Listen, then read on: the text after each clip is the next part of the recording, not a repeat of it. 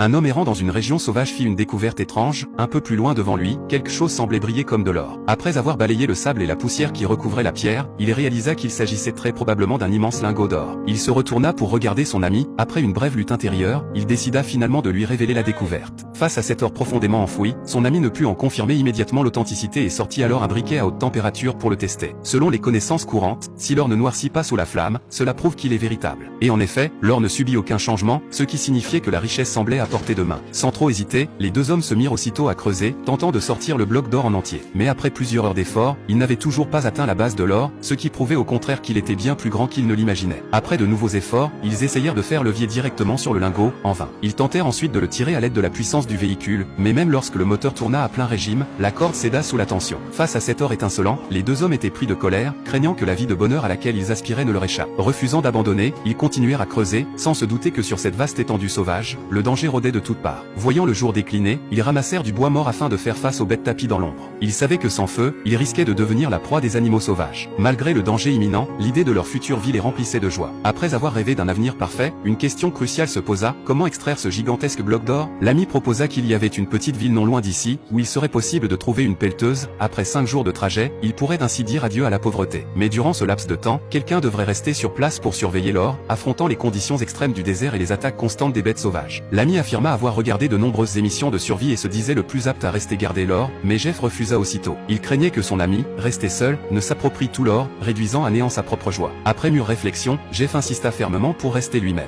Devant sa détermination, l'ami n'eut d'autre choix que d'accepter. Le lendemain, ils partagèrent les provisions, prétextant que le moteur devait refroidir. L'ami prit la majeure partie de l'eau, et Jeff ne put qu'acquiescer. Avant de partir, l'ami laissa à Jeff un téléphone afin qu'il puisse le contacter en cas d'urgence.